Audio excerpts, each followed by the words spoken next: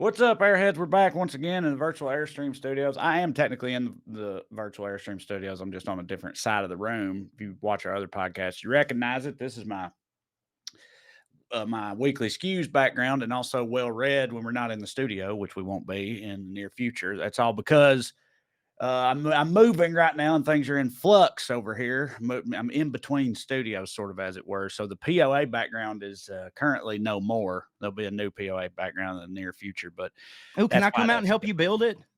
I mean, yeah, if you want to. You give yourself away, my friend, Yeah. because your first you don't ever want to see me. Like even you That's not never. what it is. I Yes, it don't is. ever want to build a thing. When I say help, I mean I do all of it. That's what normally happens when I help you with shit. You know how to build stuff, No, but I mean right? you not build, decorate, Katie's set gonna have to design. build it. Yeah. Yeah, well, I mean, I just meant like set design, like going through stuff and aesthetically, because I can do queer shit like that. Look at who my goddamn mama is. Not my wife. Tell you that much Yeah. right now. She's got Yeah. me over a crate and barrel. You know what I'm saying? Hey, hey, does that say no? Okay, it says Amen Corner. I thought that said Ramen Corner that had at That's a first, great and idea. I thought it was like a noodle spot that you had Yeah, found in somewhere in Georgia. But I get Amen Corner. Is that a part of the Augusta Masters. National or Yeah, something? it's a 3-hole stretch, 12, 13, and 14. Real difficult. You got to Yeah, pray to get through it. yes, it's very Uh-huh. difficult. It's got 12 is one of the most daunting holes on the course, which it's a par 3. However, it's in this particular spot with these trees at such an angle that when you look at the wind map, like normally when you go to hit a hole, like like, oh, the wind's going left to right, it actually swirls, like because of the water and stuff, the wind swirls. So like you kind of just have to hope you hit your shot at the time the wind is gonna be how you want it to be. There's also water in the front and a sand trap in the back. So it's like if you go long to avoid the water, you might be in the sand trap in the back and then hitting out of that sand trap to a front pin sloping down towards the water. Very daunting. So it's a crucial hole when you're on in your fourth round. A lot of people have lost the Masters in Amen Corner. And so people are, yeah, like you said, praying. Ramen Corner is a good idea for some Masters themed merch for POA next year, though, and I'm gonna Yeah. do it. Yeah, we've been saying that for 2 years or We whatever are. now. I've been saying that about my own personal merch too. I've actually got a couple of ideas for that, and I still just keep not doing it, but Well, our friend Ari none is gonna gets to help us do it. with it. It's coming. Okay. Well, that hits. So you've been teasing me with some Sean Connery story for like days now. Like in text, you're like, the story's gonna hit so hard for you. Can't wait to tell you the story. And so it's finally here. The moment is upon us. So This is a good transition actually because I was told this story at the Masters where I was Monday with friend of the show and now friend in real life, Mike Anthony. He told me it was cool if I said his name. We went with a couple other dudes. I didn't ask them, so I'm not going to say, but I will say wonderful trip. It was nice to like finally actually meet an airhead in the wild because I haven't done that yet because I haven't really been on tour since the show started. And he took me, and so he was telling me the way he positioned it was he started telling me, he's like, you remember that what you and Trey were talking about, that Sean Connery story? And so I was like, oh yeah, and I told him another one. I was like, he's like, no, not that one. And he started telling, I was like, I've never heard this before. And he's like, I could have sworn I heard it from y'all. And I was like, dude, I feel like I would have remembered that story. So I might be about to pull a super show and tell a story yeah, that you've told before, and but that's where he got. Now I don't, as of right now, I don't remember telling any Sean Connery stories on good. this show. But it will be funny if you've been saying all week, oh, it's going to hit so hard for you, and then you get Yeah. into it, and it's like, yeah, that's from this show. Yeah. It would be even doubly funny because the dude who told you this literally Said, told you it yeah. was from this show, and you're like, Yeah. nah, it don't sound right. Yeah. Even though it sounds so right that Yeah. it would be. But hey, here's the deal. Let me get fucking through it because it hits regardless. So Okay. if someone's listening, they've never heard this show, it'll hit. So, anyways, there was this writer and he had a chance to play a round of golf with Sean Connery, and it's going like really good. They're like cracking jokes, they're getting hammered drunk, they're killing cigars, and like somewhere on the back nine, this dude decides that like, things are loose enough to maybe get a little personal and start asking Sean some like personal questions and stuff. And he tells Connery that he's like, I just got to know, did you ever nail any of the Bond girls? And at this point, Connery just kind of shuts down and he quickly turns around and he walks off the tee box. And his publicist, some dude, he comes up, tells the guy, he's like, hey, listen, Connery is going through a divorce, and he's gotten some pretty bad press about his chauvinistic behavior and cheating on ladies and stuff. So like that might have struck a nerve with him. So maybe, maybe lay back on that. So this dude's feeling awful. And 10 seconds later, 10 seconds later, Connery walks back up. And just as this guy's about to apologize, Sean Connery starts up. He goes, sorry, whiskey and smoke were stuck in my throat. Anyways, Ursula Andress in the ass. In the ass. Isn't that fucking Sorry. great? I had to take a piss. Anyway. In the ass. So you've never heard that? Pussy galore doesn't tell the story. No, I never heard that before. Fuck you, Mike. So. Fuck you, Mike. I told you, dude. Or slanders in the ass. That's great. Yeah. I made me think of two other T-box stories that one of them is definitely super famous. I'm sure you're aware of it. The other one, I feel like I read on Reddit just from some random commenter, and I don't know how famous of a story it is. First one is former President George W. Bush. He got approached at the T-box by some journalists or something. After 9/11. It was after 9/11 or whatever, and he was like, we will unite with our coalition of the willing, and we will push back against terror. We will not succumb to terror or whatever, something like that. And he's like, now watch this drive. Smoke this drive. And yeah, and he walks up and just fucking crushes this drive. And it's like, and dude, recently on Skews, people got so mad at me, and I caught so much shit how much Bush hits. Kind of, but I wasn't though. All I was saying, and Mark, of course, he was totally not with having it. he was with them all the way. Yeah. He was giving me all kinds of shit too, and it was like, I don't want to get too diverted by this, but I'm just saying it was annoying me because I feel like this happens all the time. I feel like what I was actually saying was being misrepresented by both Mark and these people, because Mark and those people do that shit all the fucking time. Because what I was saying, and I feel like I was saying it very explicitly, was like, all I'm saying is, when I was 20 years old, I truly thought I could never hate a politician more than I hated George W. Bush ever. Yeah. Right. And Donald Trump makes me feel so retroactively stupid for that, because in comparison to Donald Trump, George W. Bush seems quaint to me, right? Yeah, in comparison to a lot of people. And I just don't see how that's even debatable. If really, you don't think that's true, you're a lunatic. It's objectively true, but they interpreted, all these naysayers and Mark all interpreted it as, oh, George Bush hits for me now, or whatever. Like, I love George Bush, and it's like, I didn't say that. Right. I said, like, I thought they could never get wilder, and in comparison to how wild they are now, it was fucking, that shit was nothing, which again, I think is true. Anyway, I'll say this. If you remove him as a politician, he does hit for me, because, but here's, look. Oh God. Okay. I know what I'm about to do here. Let's say hypothetically he never did war crimes and didn't get a bunch of 18-year-olds into a war about oil that he pretended was about freedom and yada, yada, yada. As far as like being a president goes, he kind of kicked ass at it in terms of not the policies and stuff, just the way, like, I miss a dude that carried himself that way, because that's the second thing that I know of sports related that he stepped up and fucking crushed. Like, he was just a guy, man. We've talked about the pitch on this show. It's amazing. That's like, I don't care what you think about George W. Bush. That's like, that was some real G shit. That's like, I know what you mean. It's like, that's exactly the type of thing you want the American president to be able to do in that situation. Yeah. And it might seem silly, but it's not. It's not silly. That's important. Right. Yeah. And we haven't had, I mean, Obama could have done that. He might have had to like sink a 3 or something. Yeah, but, Obama could have definitely done that. But he could have done the equivalent of that. Yes. But like Biden and Trump, hell no. No fucking way, dude. Like, hell no. Every now and then I do a bit, and sometimes I don't do it, where I kind of talk about that a little bit, except I don't bring up Bush.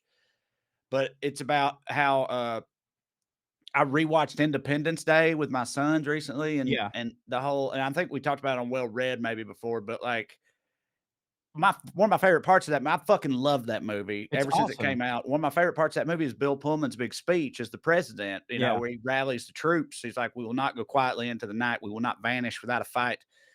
Always loved that. And we got to that part watching with the boys. I was like, "Hey, y'all check this out." And then about halfway through it was still hitting for me, but it also kind of started to like freak and bum me out, because in my head, I was unrealistic. I was like, holy shit. this is what we used to think the president was like. Yeah. Do you know what I mean? Like, this was Yeah. the American popular perception of the president Right. in the 90s, because it wasn't just that, it was also like Harrison Ford whipping ass on Air Force One and shit Right. like, "Get off my plane." Yeah. It's all that, Dude, even Michael Douglas in The American President was, like, pretty cool and, like, a down to right. earth man's man. And it's just like, you could never have a No. president character like that in a big movie right now today, because No. no one everyone would be like, "Okay." Yeah. Like, it just would never work, but back then, we didn't think twice about it. We're like, "Yeah, that's how presidents are," and Right. it's just depressing what has happened to It's the super office of depressing. the American president over the past decade or whatever, Well, but speaking of the Masters, hold on. If we're gonna move on, well, we I don't have to move on. I didn't tell the other T-box story Oh, that's right, that that's right. okay. Good, this'll filter in. Read this on Reddit years ago. A guy said he'd come to Hollywood, try to break into Hollywood, and his dad had some nepotistic connection or something like that, and he got to be a personal assistant to Arnold Schwarzenegger for a little bit, right? Yeah. And he had just started the job or whatever, and he went golfing with Arnold, and he's caddying for him or whatever, the assistant does. And he said that Arnold asked him something like, what was his it was something like, what's your big, your most clear or like your most important high school memory or Uh-huh. something like that, memory from your teenage. It was some kind of question like that, probably about to drop some wisdom on him or something, presumably the way Arnold be. So he asked that question, and the guy goes, I'm gonna say probably my first blow job, right? And Arnold goes, "How did it taste?" And then just fucking cranked it off the tee-box. According to the dude, sliced the shit out of it, which makes it so much funnier to me. But yeah, so Dude, I think about that story all the time. that's hilarious. I had heard that one, which got me thinking just now about it. And this has nothing to do with the show, and we will move on. And I want to tell you some master short stories, Yeah, which look, dude, golf, presidents, Arnold Schwarzenegger. no, That's I all know fancy shit. this one's the one I'm about to tell is baseball, though. Okay. But it is the Yankees, who are the fanciest of all baseball teams, without question. I heard, I think it was Jeff Dye who recently told this, but I'd heard the story long before, where they had, like, in the 80s or something, they were doing this like reunion game of like the Yankees, like DiMaggio and all those guys who won like 5. And so they had them come to the park, and they're all old and out of shape, but they were just out there taking BP or whatever. Anyways, as part of the thing, they they sent around these like pieces of paper to all the Yankees to have them like write what their favorite memories were, so that they could like put them up on the jumbotron or something. And so everyone took it pretty seriously and wrote some cool things, except for Mickey Mantle. Just wasn't about that bullshit. He just took it as an opportunity to be the Mick. And it said, favorite memory. And he said, getting a blowjob behind the bullpen in the 3rd inning of blah, blah, blah, and ... I wanted to fuck, but I couldn't. I'd pulled my hamstring. And you think it in there. And he goes, I remember the girl, I finished in her mouth, and afterwards she goes, "What do I do with it?" And he goes, "Don't ask me. I don't suck dick." And it was written on this thing that he handed to a kid to give. When men were men. Yeah. When men were men, God damn it. Which reminds me, I did want to talk about this. We saw earlier, I sent you the text that Pavarotti, one of the 3 tenors, the hittingest one of the 3 tenors, in my opinion, he used to keep loose noodles in his pocket, so that between like crescendos of goddamn opera songs, he could fucking snack on them and shit, right? Now, this presumably it's a Ziploc bag situation, right? Of pasta. He's probably got a special jacket made with aluminum foil as a lining. He probably made a specially tailored just for him noodle pocket in his tuxedo jacket or something like that. He probably did do that, because you'd have to. Because I mean, because you you be getting pocket lint and stuff on your fusilli. You can't have that, Fusilli is the perfect pasta to have in there. Yeah, right. I know. I mean, I thought about it. I feel like fusilli would make hitting pocket pasta shells, rigatoni would be good, because it would trap some of the sauce in it. you wouldn't want to do spaghetti or fettuccine or any of No, those for pocket noodles. no. Gnocchi would be a Gnocchi good would be pocket really good. noodle. Yeah. But you do have to I think you gotta have it in some kind of again, when I read it, I figured he'd be more inclined to have a like a pocket or I mean like a Uh, noodle assistant or a yeah, noodle like Mick minion. Fleetwood with Coke. Right, yeah, he's got a noodle man, a Yeah, noodle plug who follows him everywhere, and that guy that dude could have like, he could open his Tupperware. jacket and there's Yeah. bags of different noodles. It's like pesto bow ties or, Alfredo gnocchi or whatever combination you can dream up, you don't have to limit yourself to just one pocket's worth of noodles, but maybe he had an all-time favorite type of Right. noodle, and that's Well, all you he know he ever did. needed. You know Well, yeah, I know, he but didn't discriminate, but he had a favorite. well, of course he had a favorite, but I mean, maybe he was one of them. It's like, this is my shit. This is what I do always. In which Yeah. case, you don't need a minion. You could just keep the noodles in your pocket, I guess, which Yeah. is the route he took. It really hits for me to think of, like, Pavarotti having a jacket that's lined with some sort of plastic to keep his noodles in, and it constantly is stained red like the Tupperware, you know what I Yeah, mean? Like, just yeah, and yeah, yeah, well, that hit for me, because, it's just like just when you think Pavarotti couldn't be more goddamn on the nose fucking Italian, he's got pockets full of pastas, but secondly, it got me to thinking this and fat too, like a Oh, fat Italian. You know oh, what I mean? Like, there's no more Raven no, anecdote to hear about a famous fat Italian than right, he keeps a special pocket for noodles. right. Yeah, Well, throughout the day and his performances and stuff. Well, 2 things it made me think of. Number 1, I really need to step up my game if I still wanna consider myself a cho, because there have been a couple things that I've done that are similar to that. Like, I remember one time on a plane, this was during COVID, and I was woken up by the flight attendant to ask me if I wanted something, and it startled me, and so I took my mask off, and all of my goldfish that I had put in my mask as a feeding trough just kind of fell out. Feed bag. And Yeah. she noticed it and then looked at me, and it was just kinda like, "I know, god damn it, I'm sorry." But number 2, I really miss when, we say, like I said with Mickey Mantle, like, "Oh, back when men were men." But, like, I miss also when men sang. Like, when it was you could be a man and sing, like Frank Sinatra, Pavarotti. Nobody considered these people wimps, but they sang. If a man sings now, it's like, "What a frilly little boy. Play a guitar, you piece of Yeah. shit." I mean, you know, I feel like black people, they're very that That don't count. black dudes, hear me Yeah. out. Black dudes they really care about masculinity, stereotypically, in my opinion. They don't Yes. want to be effeminate or anything like that, again, generally. Right. And they sang pretty. It's And going away though.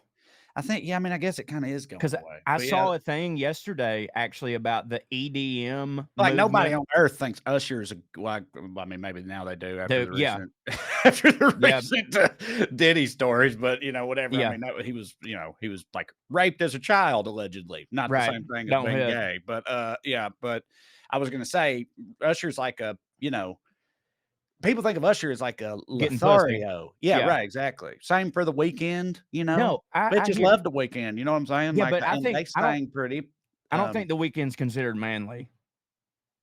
right, but how do you what distinction do you draw between just, like, being manly, but also slaying puss, you know? Well, that's a good question because Like, slaying pussy should be the number 1 indicator of being a man. bro, sometimes these alpha males today, the way they talk about pussy makes it sound Yeah. like they think it's gay Hey. to have sex with women.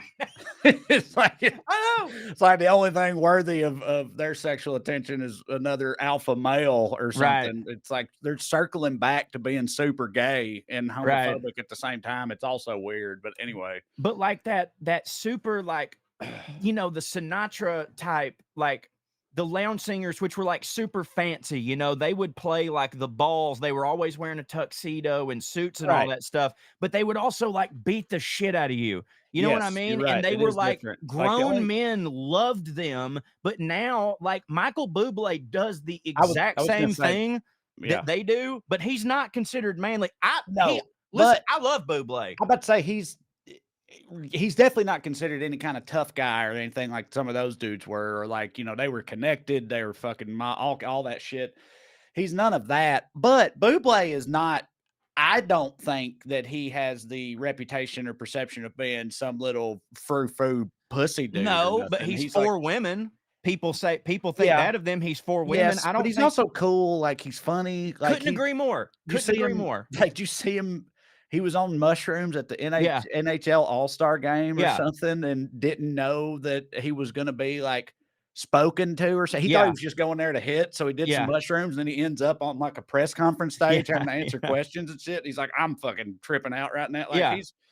he's a pretty rad Dude, dude. I love him. You know me. You Yeah. know where I stand on Buble. I'm Yeah. just saying, like, men don't sing as much anymore. And like, and that you were mentioning the R&B music, and I love that. That's some of my favorite men singing, fucking Luther Vandross and all them, like that type of shit. And dude, like Barry White don't get more alpha male in my opinion. Like that big fucking son of a bitch just out there belting it and getting way more pussy than a man who looks like that it should get, and everyone loved him. But like I saw the other day about how like people were suggesting that you remember Jelly Roll sang.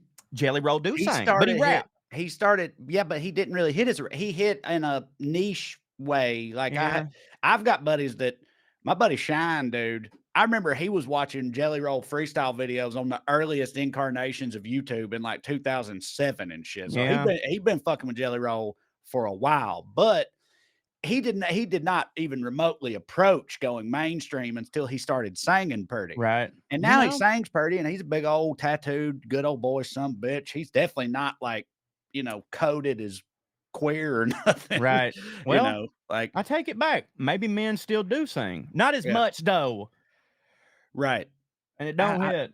yeah, I don't know. I'm trying to think of other examples, and most of them are like, like Bieber, he's a little twink, Yeah, of like course, which is fine to it is be, fine, right? but you know, But yeah, to anybody like a dude who like sing pretty but could whoop your ass, Well, I tell you, he's not known for being a singer, but I found this out about this dude recently. Fucking Alan Richardson, the guy who plays Reacher, yeah, he can he sing. could sing like an angel. Yes, he And he can. sings in that style too. Like, uh, and I mean, I know he only plays an ass whooper, but I sure wouldn't Right. want to fuck with him. I mean, the Well, man's, you know, it's funny. huge and jacked and practices kicking ass all goddamn day. So Yeah, it's really funny because, and I love when that happens. I love when like a meathead starts hitting really hard, and you find out like how talented they are, and like because in the arts, like I think people see a guy like him, and it sort of has like the John Wayne effect, where they're like, "Oh, this is a man's man" or whatever, and it's like, yeah, John Wayne was in a fraternity. His name was Mary, and all this shit. He just played cowboys. Like with this dude. Because of his portrayal in the show, alpha males really latched onto him as if he was Reacher. And I want to be like, and then I'm pretty sure, I don't know, but I'm pretty sure that he like came out in support of like, gay marriage or one of those things. And a lot of these people were freaking out like they couldn't believe it. And I'm like, guys, he's a theater kid. Like he's right. still a theater Yeah. kid. You know what I mean?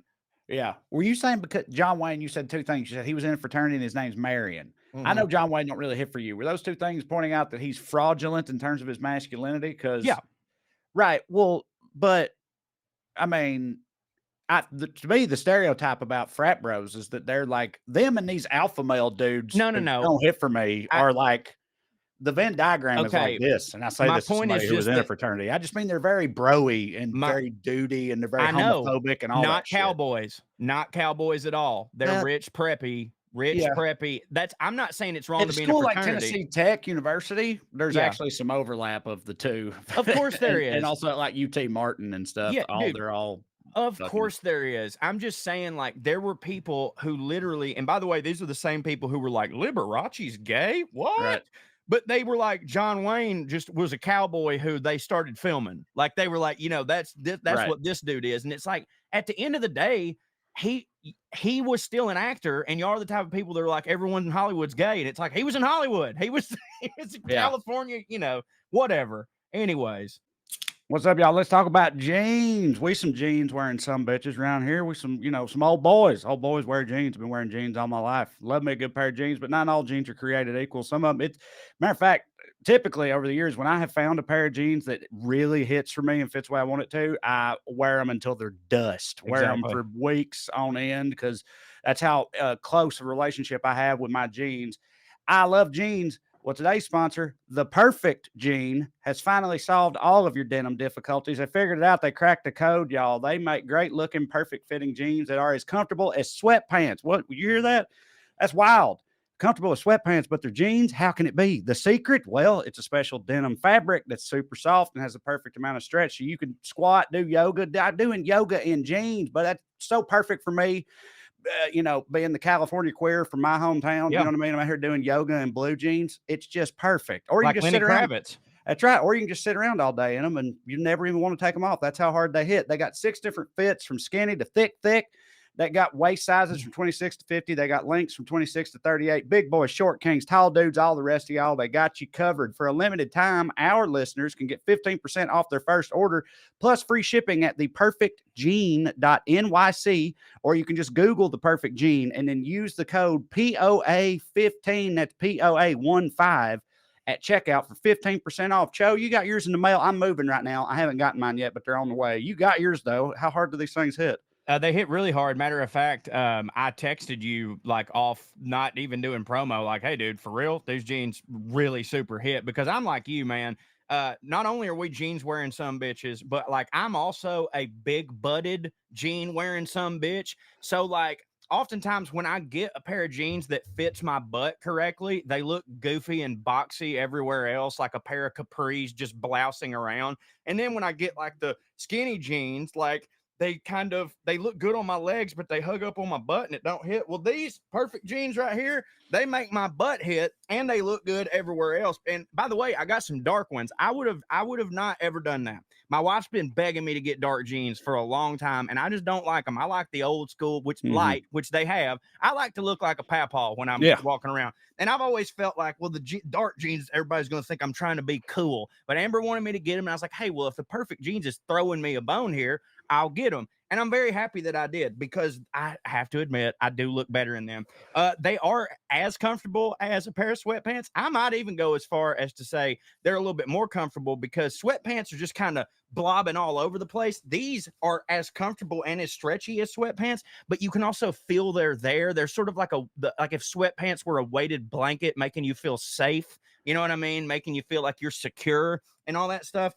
They're beautiful. And for someone like me, and I'm sorry, I'm gonna throw you under the bus, who might fluctuate weight between meals, really Uh-huh. good to have. You know what I mean? But the perfect jean doesn't just stop there, Trey.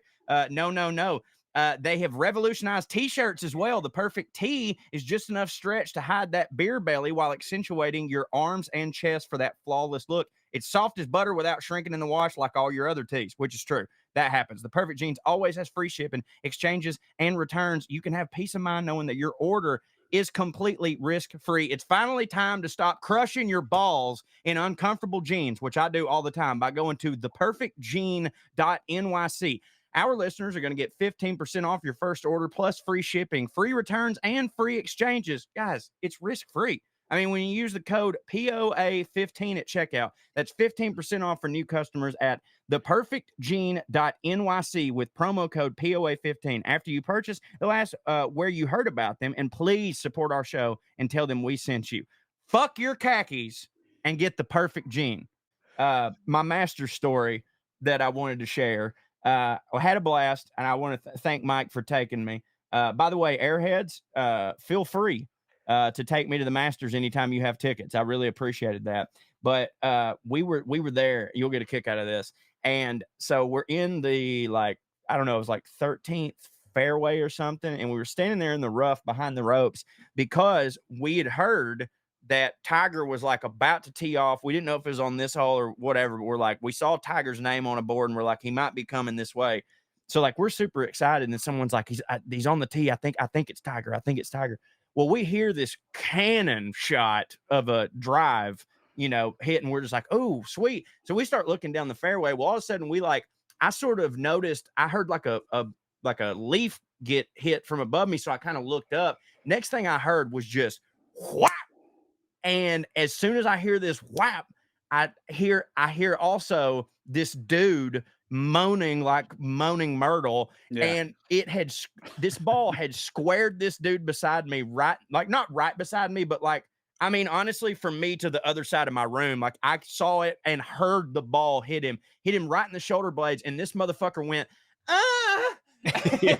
he went, ah, Yeah. and he hit the ground, and all of a sudden, everybody just goes, holy shit. Like, and by the way, this is everyone around this guy while he's on the ground writhing in pain, and everyone's going, holy shit, I think that was Tiger. And we Yeah. fucking turn around, and sure enough, here comes Tiger looking like the T100 or whatever, like strutting towards us or whatever. And he had just drilled this fucking dude in the back and then came over there and, like, you know, lined up his next shot. So I got to be like from here to you with him. But it was a wonderful experience. Well, do they not have, like, I don't know what the title would be. Do they not have people, like, assigned to the crowd for, like, what happened to that guy? Like, people didn't come over and attend to him, like No, staff?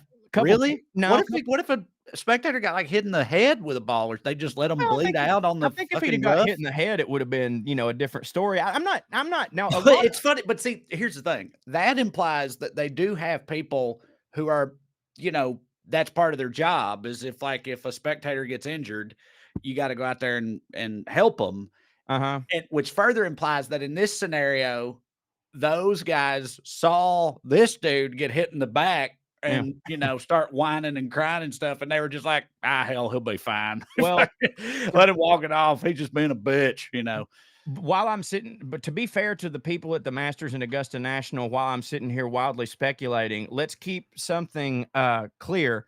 They might have, but I have ADD, and Tiger Woods just walked up. So Okay. I All right. stopped paying attention to this motherfucker. It's very possible that a bunch of people might have been like, Well, you dude, know, because I mean, at Bonnaroo, man, at Bonnaroo, you look around and you don't see anybody that looks like any kind of authority figure. It's just a sea of fucking hippies and college kids and I don't know what it's like now. I haven't been in 10 years, but a sea of people on drugs at a show, and it's everybody's the same, and you're in the middle of it, and you're in the middle of a crowd of 80,000 people, and I've seen this happen on multiple occasions, and somebody falls out or starts having a seizure or something like that, and people appear out of nowhere, like medical staff and shit like that. And I'm just saying, I assume that if Bonnaroo is doing that, yeah. surely to God, the Masters has that, you know, set up as well, I would Again, they think. probably did, and I just didn't see it. It's Oh, funnier if the dude just laid there and no one said anything he to him wasn't or helped hurt, him at by the all. way. He Right. was trying to get a Bro, I Rolex. feel like if you take a fucking a drive from It Tiger Woods hurt. in the small of your back, like, It that would hurt like a Okay, motherfucker, I would think. it would hurt like a motherfucker, but you also got to understand this was at the very end of the ball's trajectory, right? It's not like he hit a worm burner that drilled him, 30 feet afterwards. It also clearly clipped a tree, right? It also because we were on the right side of the fairway, it had some cut spin on it. Hell, Tiger hit a goddamn a slice, but Yeah. but I'm telling you, dude, I mean, I know that it hurt, but the way that he was writhing in pain was just kind of like, I'm about to get a Rolex. You know what I mean? Right. Because like that happens a lot. Like Phil Mickelson, I remember one time he hit this dude in the hand. Now, granted, it literally broke this guy's Rolex. And Phil went over there and just got out the biggest wad of money you've ever seen and just handed it to the guy and was like, all right, I'm gonna go win the tournament, whatever. But anyways, this will also be wild to you. When we first got there, my buddy Mike, shout out again, Airhead. He goes, hey, he goes, I wanted to tell you this because this kind of relates to putting on airs. And I was like, okay. He goes, while we're here, I want you to do me a favor. I was like, what's that? He goes, let me know if you see a squirrel. And I was like, okay. And he goes, I will bet you $1,000,000 that you will not see one squirrel while we're on the grounds of Augusta National. And I was like, get the fuck out of here. He's like, okay, whatever. Trey, not one, not one. And I don't know what they're doing. He told me, he goes, I have no idea if Just it's the same thing they do with women and minorities. They just don't let them in down there. right, but That's how? they just don't like their kind around there, It's like, yeah, because they're fucking little troublemakers and they know that. I don't know, probably Poison. something. Yeah, I was about to say probably something brutal, and that would Yeah. not hit for our soft-hearted fans. They're probably culling those little shits all the time. By the way, had another. I've moved to a new house. Didn't even get settled in the new house already having squirrels fuck my shit up. Yeah. It took us longer than it should have to get Wi-Fi hooked up, and they had to have a specialist come out and redo the whole pole and all this stuff because a goddamn squirrel had chewed through the wires on the pole, and we couldn't get internet at our house because of it. So, it's ever present, this torment from these rodent bastards. But yeah, I haven't seen as many out in the yard though as over here. They're always running around over here at my old house, fucking shit up and doing whatever. But they're more, Personal question: yeah. Are your boys gonna have to go to a different school? Mm-mm. Oh, right No, on. no, I Okay. don't think so. No, we Okay. moved 5 minutes I was away. okay. Well, I was genuinely kind of worried about that yesterday. I was like, This episode is brought to you by Manscaped. Did y'all know one man every hour, every day is diagnosed with testicular cancer? In fact, testicular cancer is the most common form of cancer amongst men aged 15 to 35. We're getting old now, so we're outside that window, but it's still very serious. With April being National Testicular Cancer Awareness Month, our friends over at Manscaped have partnered with the Testicular Cancer Society to help spread awareness for men's health and early cancer detection. Visit manscaped.com/TCS to learn how to check yourself for early signs of cancer. And as always, you can use the promo code POA20, that's POA20, for 20% off plus free shipping at manscaped.com. We just want to take a quick second to talk about some men's health issues that are important to us here at the show. Look, if y'all been following me for a while, you are aware I lost my father to cancer. It was not testicular cancer. It was pancreatic cancer, the most son of a bitchiest of all the cancers, in my opinion. But still, I've always said and always believed that my dad knew something was wrong with him for a while before he ever went to the doctor. And if he had actually gone, because that's how redneck men be, and if he had gone to the doctor earlier, who knows? It might have had a different outcome. With pancreatic cancer, it's hard to say. But a lot of men are selfish, or not selfish, stubborn is what I mean to say. it's A lot of both. men are stubborn. It is both, but men are stubborn. I'm the same way. It runs in my family. It's like, if you don't go to the doctor, you can't have nothing wrong with you, right? That's right. That's how we think, but that's stupid, y'all. The most important thing with cancer is to get out ahead of it, to be on top of it as early as possible. So you got to know how to check yourself, how to screen yourself, and how to watch out for the telltale signs of something. Don't just let it take you. You can find it and fight back. That's the message that I've taken away from my personal experience with cancer. Joe, tell them more about Manscaped and what they're doing. I would like to add that cancer don't hit. But I also want to take a second to talk about the best part of Manscaped, in my opinion, is again, this is just me, the ball deodorant, which I've used all week this week because I've been traveling. I've been at the Masters, and guess what? When I got home, because of the ball toner and the ball deodorizer, my balls smelled as fresh as an Irish dew. You know what I mean? It was absolutely wonderful. Of course, my beard's looking really good too. I got a lot of compliments on it, and that's because I've been using my Manscaped 5.0. My favorite thing about that is that I don't have to keep up with all the little clips. I just adjust it, goes up, goes down. I can take care of all my stuff. The Lawnmower 5.0 Ultra, it's absolutely tremendous, and it don't make a mess. It's great. It's waterproof, so you can go ahead and clean it out whenever you want to, and you can bring the trimmer wherever you go. All right. In addition to providing the right tools and solutions for comfortable and easy grooming, Manscaped is committed to raising awareness and giving support for fighters, survivors, and families impacted by testicular cancer. That is why they will be donating, $50,000 to Testicular Cancer Society to help save lives and balls. So help them save balls by going over to manscaped.com/TCS and sharing their funny educational check yourself video. And while you're at it, grab 20% off plus free shipping with the code POA20, because like a famous American philosopher once said, take care of your mentals, your balls, and your chickens. And check yourself. And I would like to add, before we leave, before you wreck yourself, it's cute. Lizzo's, she's fancy, she's royalty, she's called the queen, correct? Yeah. Why? You want to talk about Lizzo? Well, just for a second, did you see? I think I saw something on Instagram the other day where she was talking about how she was done because of like all That's been at least a week or two now. Is that still really? is that still held up? Yeah. I don't know. You You heard know nothing me. else? You know how I just see a thing and I'm like, well, there's that, and then I forget about it. I very much read that and was like, okay. Like Yeah. Oh, well, me too, dude. right. I didn't for a second believe it or think she would actually stick to that. She's in that. Okay, so here, this is from the New York Times 8 days ago. The headline says, oh, shit, hang on. God damn it. Fuck.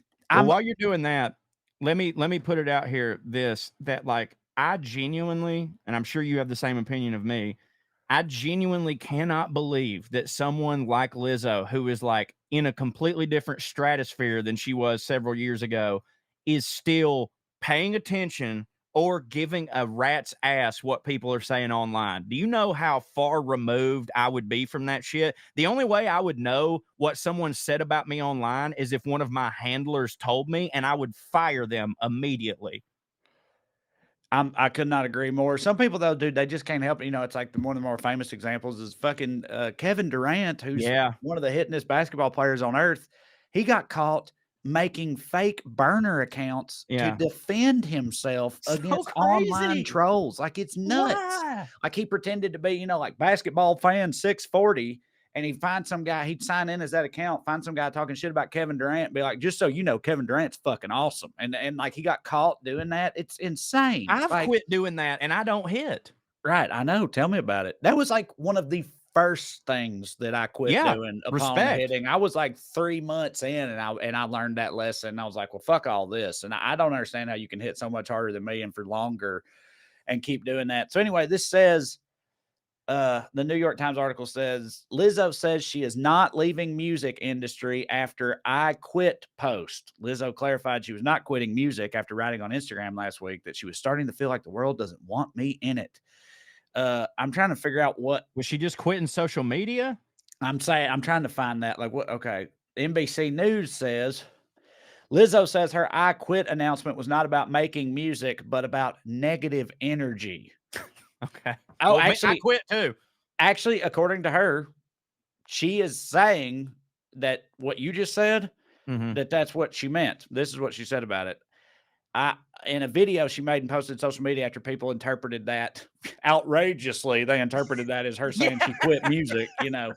She made a video and She posted wanted that said, that. I need to clarify that when I say I quit, what I mean is I quit giving any attention to this negative energy. So she actually means she quits doing the thing you were just saying she should Yeah. quit doing. But that's, bro, you You ain't it's gotta say that. completely oblivious to think that you Right. have to and she No, did know. she knew, She did dude. know. She It knew got her that yeah. it got her attention for the whole like I mean, she's in that like diva mold and Yeah. she's divaing it up, you know what I mean? It's like she did that so people would beg her, please don't go. And then she could be like, oh, don't worry, I'm not. I meant something else. And And just it's just all so horse shit. just so anybody out there who's not in the know is thinking like, oh, Corey, you're only saying this because she's a strong black woman or whatever. I was the biggest Lizzo stan ever, and people would talk shit about her, and I would make fake Kevin Durant burners and go talk shit about him.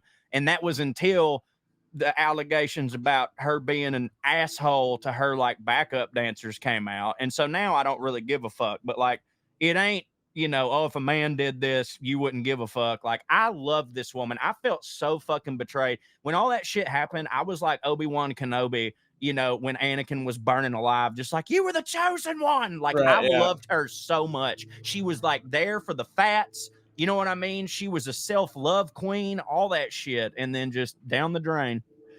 Yeah.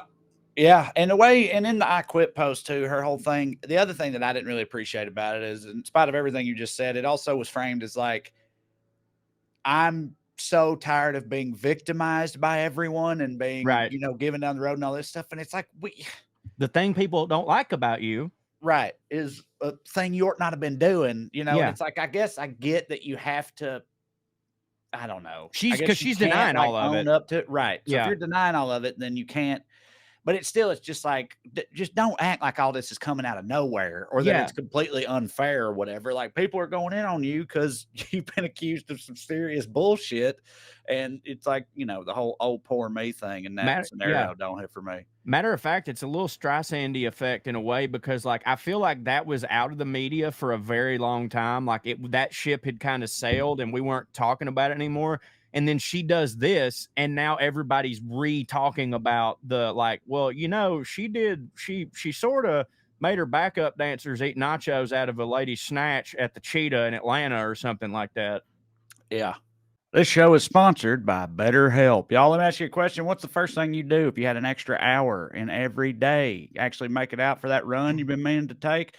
take a nap. Hey, we oftentimes don't have time for that. Just read a book. It feels bad to fall behind on reading, or just keep in touch with your friends. I know we could all spend our lives, and we do spend our lives wishing we had more time. You often think like there's just not enough time in the day. That's all I need is more time. But really, the question is time for what? Let's say time was unlimited. Then what would you do? How would you actually use it? I mean, the truth is the best way to squeeze that special thing into your schedule is you have to know what is important to you. You have to prioritize these things. You got to make time. It's true for all of us. It's as simple as that. And it's hard to know what to make time for and what can wait till later. And it's when you're juggling all kinds of things in this life, sometimes it feels like things fall through the crack and you just can't keep your head above water. And it comes down to time management. Therapy can help you find out the things that truly matters to you so you can do more of that. You can do the more prioritizing and better managing your time. And that's just one of the many, many, many benefits you can get from therapy. Joe, you're a big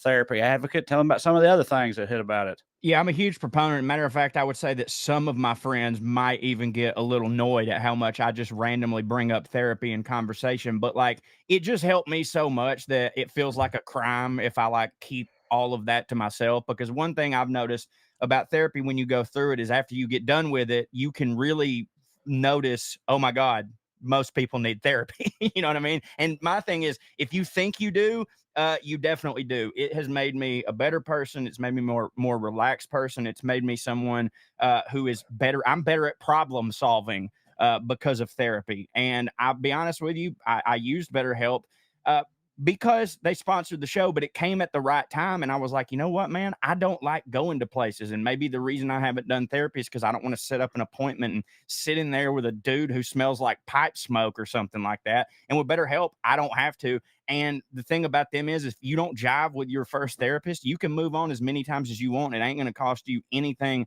extra because it's very important to find someone, in my opinion, who you can relate to, who sort of maybe has an understanding of your background and all that stuff. So if you're thinking of starting therapy, give BetterHelp a try.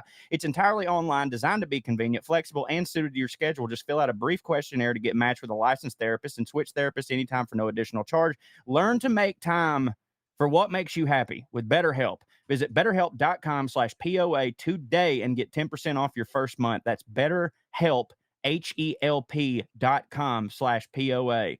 BetterHelp.com/POA. Take care of your brain, y'all. Listen, y'all, you ever tried to break a bad habit you got and you feel like you're climbing Everest in flip flops? That's how it feels to me. My flip flops, I blew them out yesterday, so it'd be even harder for me to climb a mountain right now. But I feel that way with a lot of bad habits, mostly when it comes to the demon cheese and the demon butter and cream. And those were my most nefarious personal Mm-hmm. demons. And I feel like I think I'd be better off climbing Mount Everest in flip flops than quitting Velveeta. But I Yes. know what it's like to struggle. We've been there. We know what it's like, but here's a breath of fresh air, y'all, when it comes to bad habits. Fume, it's not about giving up, it's about switching up, right? Fume takes your habit and simply makes it better, healthier, and more enjoyable. Here's what it is. Fume is an innovative, award winning flavored air device that does just that. Instead of vapor, Fume uses flavored air. Instead of electronics, Fume is completely natural.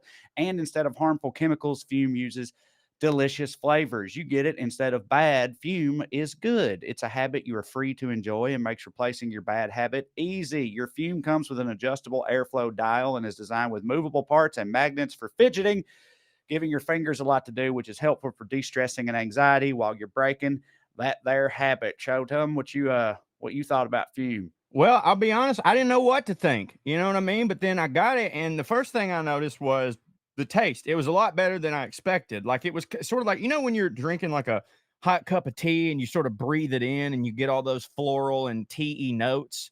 It's like, imagine if you had a stick that did that. You know what I mean? And that Mhm. part really hit for me. Tastes great. Like I said, the herbal teas and whatnot, and they've got some like fruitier flavors. It is well weighted. I'm a fidgeter. I love to fidget. Looks really cool. I say that it looks like somebody whittled a miniature Babe Ruth baseball bat, which I think is cool. Plus, it helps you climb that personal Mount Everest that we all need to climb. Fumes also just released a magnetic stand for your fumes, so there's no more losing it around the house. And thank God for that, because that's the type of person I am. Just have a baby, he might just throw it, but now it's got a magnetic stand. It's built for fidgeting in mind, and you can spin your fume around on it, so you can sit there and like play plinko like The Price is Right, just brrr. Yeah, super cool. So start off the year right with the good habit by going to tryfume.com/POA and getting the journey pack today. Fume is giving listeners of the show 10% off when they use our code POA to help make starting the good habit that much easier. Start the good habit at tryfume.com/POA to save 10% on the journey pack today. Yeah, I don't know. But speaking of songwriters and stuff, one thing that my voice going out. I feel it anyway. One thing I want to talk about this week. You know who Stephen Foster was? Yeah, of course. Stephen Foster, Camptown Races, baby. Look at that. Look Stinkin at you. Foster. Yeah. And Yeah, a lot of other racist songs that hit if you don't hear the lyrics. You know what I mean? Standards. He's a king of the standards, bro. I mean, he's considered like the father of American music. Yep. Right. And yeah, I didn't know. I mean, obviously he's a legend in the music game, but I didn't know who. I'm sure I'd heard of him before. Yes, you have. What we talked about him before? No, one of the most famous scenes in Tombstone when Thomas Hayden Church is sitting there, where fucking Val Kilmer as Doc Holliday sitting there playing piano, and the guy's like, "What is this? Is this Stephen Foster?" And he's like, "No, this is Chopin, a nocturne." Yep. And he's like, "You know any?" He's like, "You know any Stephen's fucking Foster? Camptown like, Lady, blah, blah, blah." And he's like, "No." And then he goes, "No, this is fucking Chopin." Frederick, yeah, right. That's why I know who Stephen Foster is. What's funny about that is, like, of course, I remember that exact scene because that's a hit. Like all scenes with Doc Holliday in that movie, that's a super hit and scene. Oh, Frederick fucking Chopin. Yeah, like rules. I guess it just never occurred to me to think that Stephen Foster was like a real or I mean, I don't know. I guess I just never thought about the Stephen Foster part of that, or like, oh, who is that guy? Why would you? But yeah. So first of all, I'll get to Stephen Foster in a minute, but you already brought up his most famous song is Camptown Races. And like, I find it very funny. And Tombstone's a great example. That third verse of like, I just think that like picturing those old timey, like rough as a cob, super tough motherfucker cowboys from that day, that like the thing that made them go, "Oh shit, this is my jam." Was fucking Camptown Lady. Sing that song, doo-dah, doo-dah. Going to run all night, going to run all day. I bet my money on the bobtail cat. Somebody bet on the bee. Yeah, so it ain't bobtail. It ain't bobtail cat. I just said that. Nag. Bobtail yeah. nag, and then something about the hoss or something. I don't know. But it's a horse race, right? Yes, but people change his lyrics all the time for pretty good reason. Good reason, yeah. But come on, darky, win this race, doo-dah. Yes, they were all like that. Except what's funnier to me about him is it's like you just said you were in the voice or the position of a white man at a race saying, "Come on, darky, win this race," or whatever. But that's not mostly what he did.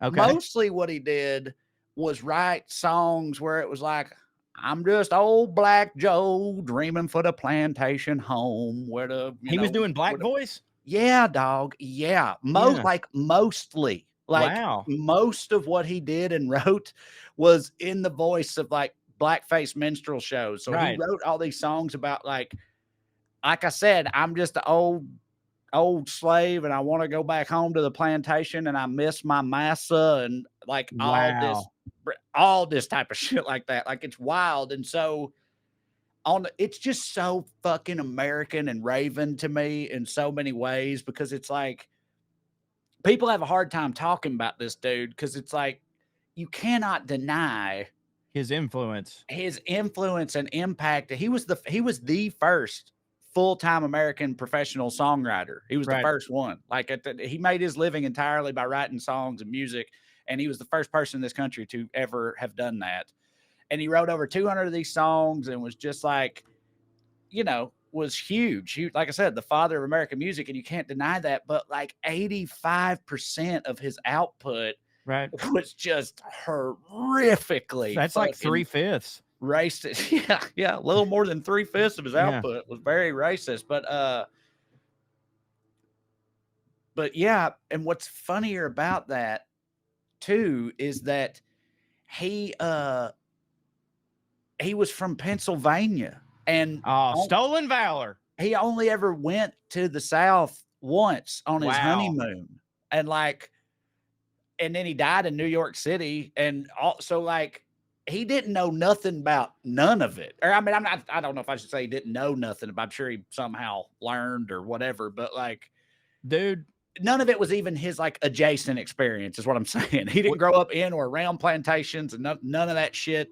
He wrote entirely about this world that he had zero personal experience with, and was hugely, hugely successful with it. And it's just all just so Raven to me, well, the whole deal with him.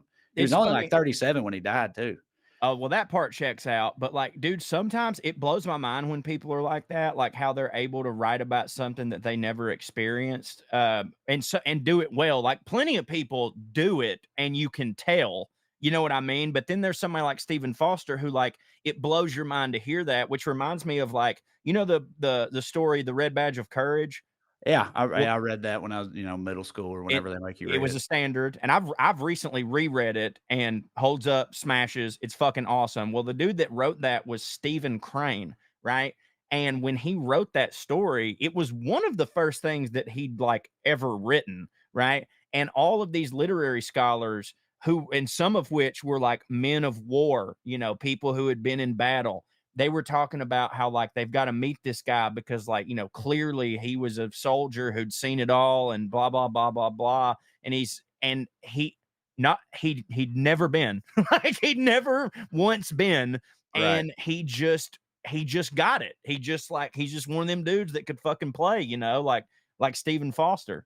He was from New York too, or something like that, writing about Southern experience. I don't know. It's some people got it, man.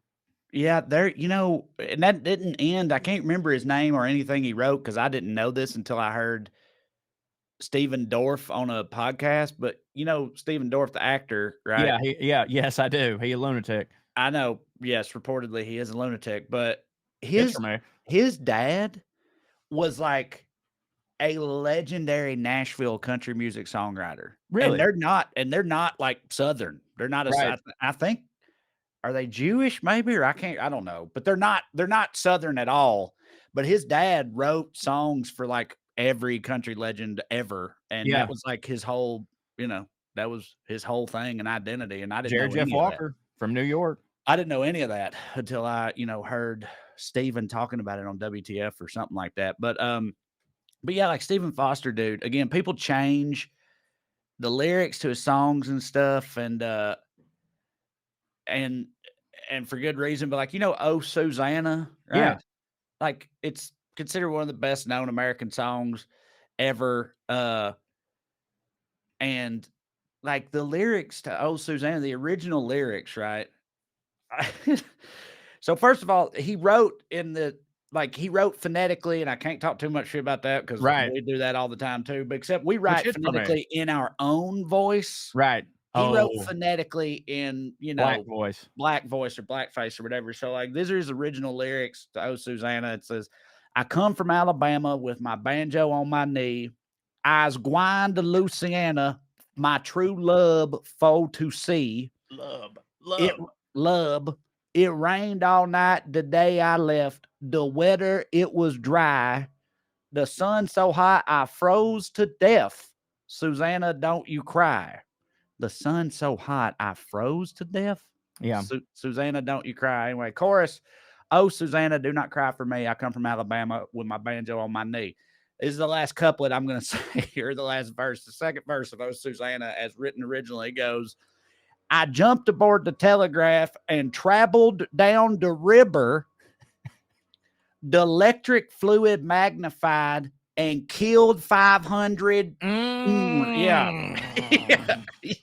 Yes. See, they wouldn't call them that. Right. You know what I mean? The bulging bust and the hoss ran off. I really thought I'd die. I shut my eyes to hold my breath.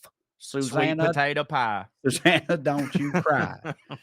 and then it goes on from there. But yeah, it's just like so everything in this country. It's like when you when you dig into like the history of it or the origins of it or any of that type of shit, the etymology of so many popular phrases and whatever it's just like anytime you start to peel back the layers at all of Yeah, like American cultural history or anything, it's just all so racist. Like it is. always, like none of it is ever, you know what I mean? It's All, just, or but and it's just, I mean, I'm sure that's true of most places. It's not like we invented the shit, but we hit the like, hardest at it, at yeah, least for a artistically. period of time. Yeah. Because, dude, let's not ignore the fact that like this is just 100% true, and really proves a point.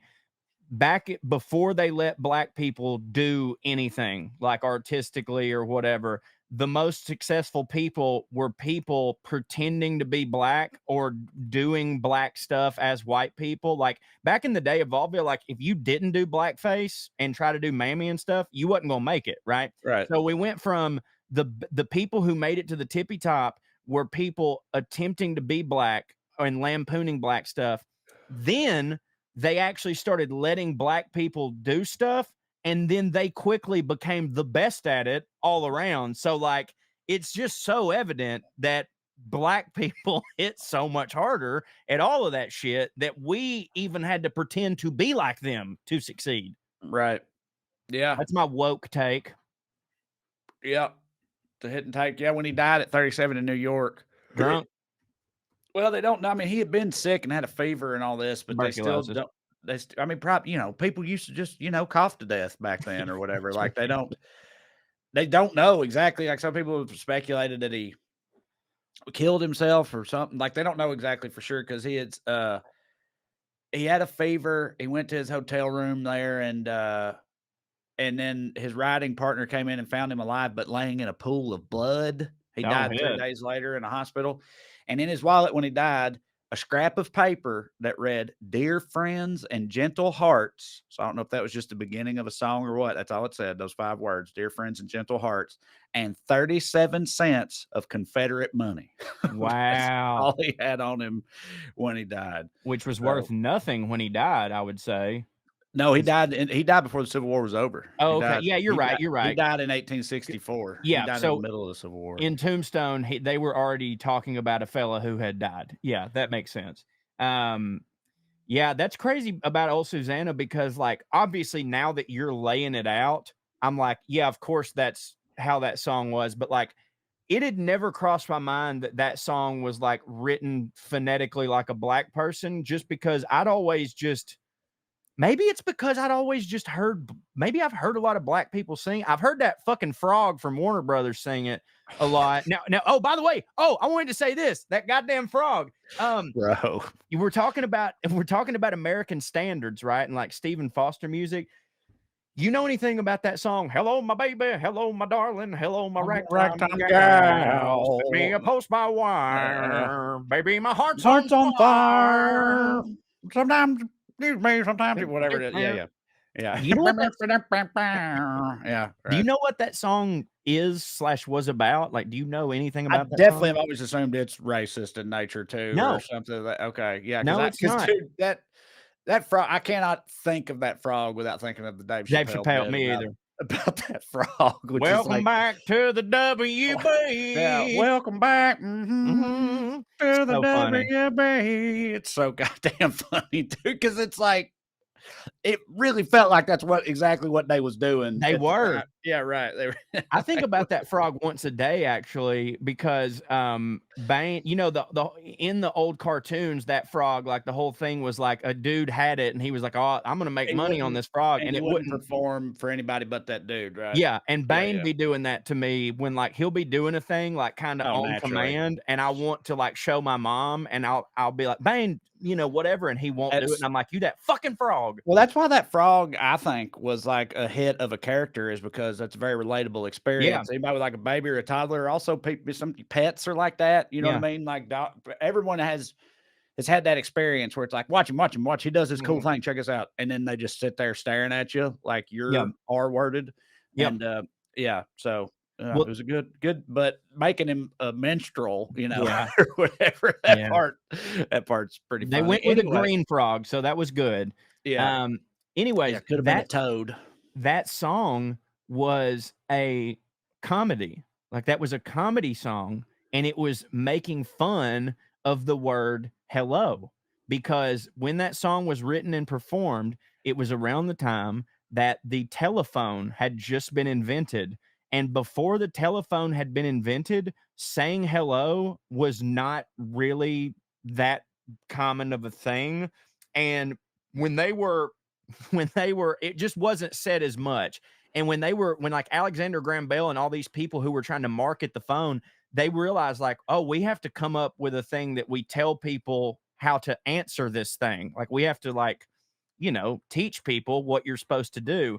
And I think I'm gonna get this wrong, but like Alexander Graham's Bell's idea was that when people answered it, they would go huzzah or Yeah, something like it that. was something, you're definitely right. He had a like a first draft of Yeah. what he thought the greeting should be, and it was something silly. I'm about to try to look that up because you're Well, definitely right about that. Well, anyways, they finally landed on like hello. And so like I guess these phone salesmen would be just going around like, "Oh, hello, hello, hello, hello, hello." And people were saying hello, and it became more common just to say hello, and everybody was answering the phone, hello, hello, hello. It was And so Ahoy, Joe. Ahoy ahoy. Ahoy That's was right. his first, That don't not hell. hit. I'm about to That say hits. hell. I'm about to say, I mean, I feel like if they had gone with that, I think by now today, I don't think that'd be any weirder to us than hello is, It frankly. wouldn't be. A matter of fact, Ahoy, yeah. let's start doing it. Let's bring it back. Let's Yeah. honor the man who created the phone. But anyways, so that song was a guy who was just like making fun of the new slang of everybody saying hello all the time and hello this and hello that. And so, hello my baby, hello my darling, hello my ragtime gal. It's a comedy. Yeah, it's like a lot of comedies from back then. It's like I don't Get it? really understand what's, Yeah. rib splittingly funny about that. Right. Yeah, no, the reason I ended up down a Stephen Foster rabbit hole is because I don't remember how I got to looking at this, but I was somehow looking at the Great American Songbook Yeah. and like I've looked at it recently too. and noticing like it's wild how so many of those like standards that are like considered part of the Great American Songbook from the Have 30s the and N 40s word and in shit them? like that. I'm sure that's true, but I just mean looking at the writer, like that motherfucker Irving Berlin, Yeah, dog. buddy. He wrote so many of them. It's like most of the Great American Songbook was written by like 20 dudes or Yeah. something. You know what I mean? Which is crazy to Whereas in my now, opinion. not shitting on her, but now 20 dudes write one Beyonce song. You know Right. what I mean? But like, and Right. again, not shitting on her, but like, yes, you're correct, man. Like the dudes that had it back then were so goddamn prolific. Yeah. And it's like it's probably also that I would imagine it's because you there couldn't be nearly as many people as there are today doing that Of course stuff. not, And because you were so dead. you had to you had to be prolific and hit real hard at it to even keep and retain that job. And also it just wasn't on the table for so many people. And you know what I mean? Like now so many more people can do some kind of musical something Right. and make a living at it. And it's like less specialized, or no, it's more specialized, I guess. But yeah, I don't know. They also probably just like got on a tear one night and cranked out like within a week they cranked out like 10 of them, and because the business was so new, it's like those just became the standard. You know what I'm saying? Like it's kind of wild that like, those being the standard. And I remember John Michael Bond talking about this one time, and like I when he first started bringing it up, I was like, I'm about to disagree with this, but then I did, and he was talking about how like, he's like, it's kind of bullshit. Let me finish this because it doesn't mean what you think it's going to mean. He's like, it's kind of bullshit that like To Kill a Mockingbird and Catch 22 and all these books are still being read in school. And I thought he meant like because those books didn't hit or whatever. And he's like, no, no, no, I don't mean that those books don't hit. It's just that those became classics real quick, and now we don't allow room for new classics. Like those books were considered classics when my mom was in school, and now they're like, well, we can't put a new book Yeah. in here because those are the classics. You know, now that you say that, it reminded me of a thought I had while reading about the Great American Songbook and having all these thoughts and stuff last night, thinking about it. Is that whiskey? Is that a Mhm. bottle of whiskey? God damn, hell yeah, going in. All right. Um, this might sound dumb, but I really We were think, talking about Tombstone and Stevens Foster, and I've yeah, got this bottle over here all the time, and it felt right. it probably sounds dumb, but I think there's something to this. I had the thought, like, I also think an element of it back then was like, all these songs hadn't been written yet. Do you know what I Yeah. mean? Yes. Like I do think that had to make it somewhat easier at the time, or I don't know about easier, but you know what I mean? Like now You weren't stealing from yeah, you can't without write stealing a on lot of these accident. songs because these songs have been written now. But Yes. back then, when the Great American Songbook was like coming into being for Right. out of nothing, out of the ether, those songs hadn't been written yet. So, Right. And or like now, it's like, I mean, as a comedian, you try to think it's so hard, so often you'll think of something and it's been done because it's like right. we're at a point now, Everything's been done. everything has been done in some capacity. Yeah. Well, And that wasn't true when these guys were, starting with all these jazz songs and all this shit that was new. The shit was new. And, and not to take away from anything that's in the Great American Songbook, but like because this was such a new medium, like at least like it's obviously singing and songwriting has been around forever, but the actual composition part of it, like writing it, recording it, having it copywritten, and then those songbooks being sold where other people can buy them and play that song in their living room, that was new.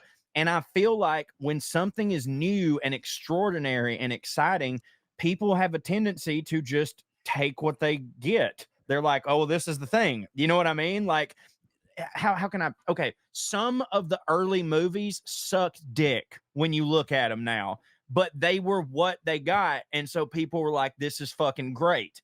You know what I mean? And then oh, some of dude. those now are considered classics because they're like, you don't understand, at the time it broke all these records. It's like, right, because these people had nothing to compare it to, and Oh, it yeah. was amazing. It's like the what is it? Seinfeld isn't funny phenomenon or whatever, Right, where it's like people like kids today, right. they'll watch like Seinfeld and think it don't hit because it seems like derivative to them, but it's like, no, the shit that you've seen is derivative of Seinfeld. I know Right. that Alien is another one that's considered being like that. Really? It's like, yeah, it's like it invented a lot of the things in that Sci-fi particular, trope.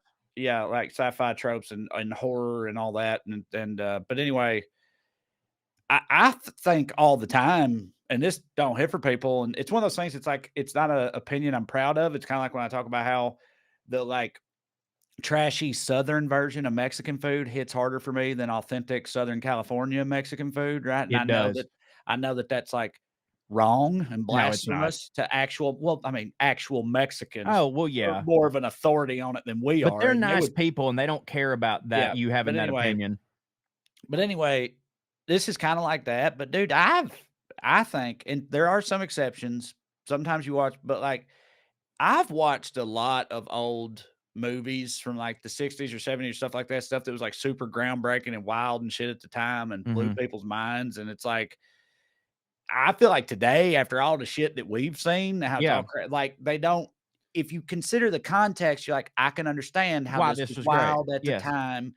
But me sitting here now, Yeah. I'm kind of just bored. Like Me too. Yeah. this sort of don't hit for me. I Yeah. find it slow. I find it like, like I just can't really get into a lot of, again, and some of Well, them are different, context is but that's why context is so important in those things. so it's like Like I I'm not trashing them. I'm saying yeah, of course. I understand the context and that it hits, but today it's kind of also it's like Lenny Bruce. I respect the shit out of Lenny Bruce and Yeah, what he don't did make for me laugh. comedy and stuff like that. I've never laughed a single time listening to Lenny Bruce in my entire A life, I couple, don't think. maybe a couple times, but it wasn't when he was doing his most famous Lenny Bruce stuff, because like Right, mostly but I've agreed really hard and passionately with Lenny Bruce, but I'm with right, you, dude. Like a lot of it was just like he was so groundbreaking that like I think you know how sometimes we'll laugh at something terrible and people are like, why do you think that's funny? And it's like, well, it's not it, it's the audacity that I'm laughing at. right, And yeah, I think a lot of Lenny Bruce's, and dude, much respect to Lenny Bruce. He's a legend. I love him to death. He's a hero. I think a lot of it was like you're laughing at the audacity. I can't believe a person said that. It wasn't in particular funny, like joke structure, but like the fact that he said it is fucking hilarious. right, But yeah, yeah, the old movies, man. Like I just think context is so important, and I try to get this across to Amber because, like, dude, I'll watch anything with her, but she knows that I like old movies. Like I love old movies. Like there's some that like I will, if someone said, oh, well, nowadays it really don't hit, but you just need the context. Like there's some of them that I genuinely disagree with that about. Like, I don't really think you need much context for Casablanca. I don't think you need much context for Singing in the Rain. But there's a lot of the greats that like you do definitely need a lot of context for. But when you have that context, you can really enjoy the movie. Like if I was just sitting Amber down and saying we're watching old movies, I would never just go, this is Citizen Kane, let's watch it. I would give a kind of like how, you know, when they show older movies, they do like a re-release of them and they have like an actor that was in it like introduce the movie for context and stuff. Like I would have to do that. Like I would love to get a bunch of my friends in a room and do a screening and be like, we're watching Citizen Kane, but before we watch the movie, if you will allow me to do 15 minutes up top explaining to you why this movie hits, then I think when you watch it, it will hit a little bit harder for you. You know what Yeah. I mean? And I also kind of think that I might get hate for this. The Godfather falls into that a little bit See, I because remember when I was a little younger and more pretentious when I I love The actually watched Godfather, I'm about dude. to say, yeah, The Godfather and Godfather 2, like, legitimately did They hit for do. me. I I haven't don't. rewatched them in a while, though. I'm not suggesting that they don't hit and that if you didn't have context, they wouldn't still kind of hit for you. But I do think that if you get someone who has just watched The Departed and Yeah, then you go and you right. give them The Godfather, the pacing is a lot slower. It's very dark. And I mean that from a cinematography standpoint. Like a lot of it's hard to see and shit like that because Coppola was going for something. He was going for realism and all this shit. Again, I I like to me, when I watch old movies, I don't need the context because the context is built into me because I'm a fan of old movies. So, like, I never need context. I have the context. You know what I mean? But, like, I don't think someone like The Godfather is always going to be considered better than The Departed. But I think that if you showed someone right now those two movies back to back and they knew nothing of they didn't know that The Godfather was considered the greatest movie of all time, they would be like, are you fucking serious? You Yeah, think that is better than that? And I yeah, wouldn't be mad at him. I'd be like, yeah, yeah, why wouldn't you think that one was better? yeah, you're probably right. You're probably You right know? about that. Yeah, you want I got one thing I wanted to show before we go. I don't know if we're gonna wrap up Proceed. soon. Okay, I could, because dude, I could talk to you for 3 more hours, but you well, do whatever you want to do. the reason is because I wanted to say, I don't know if this will not hit for you, but if you're listening, only if you're a listener to just a podcast, I guess you could stick around to hear our response to this and our commentary. But I've got a thing I want to show that it ain't gonna do nothing for y'all. So I just wanted that's why I wanted to save it to the end. But if you're watching and check this out. I'm also the music is kind of fun. It's nothing but music. There's no talking. The music is funny, but I'm afraid the music will get us in trouble. So I don't think I'm Yeah. going to play the music. So can Well, you we can see my see. screen here? Hold on. I can see it now.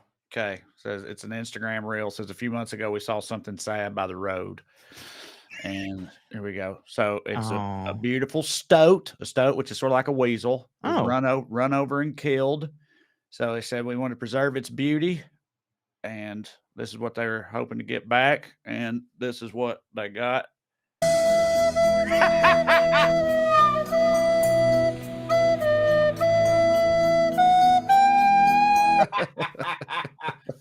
Oh my God. Yeah, we haven't talked about bad taxidermy since like episode 4 of this show, but still, I saw this and thought I got to it would bring hit. that So clip yeah, back.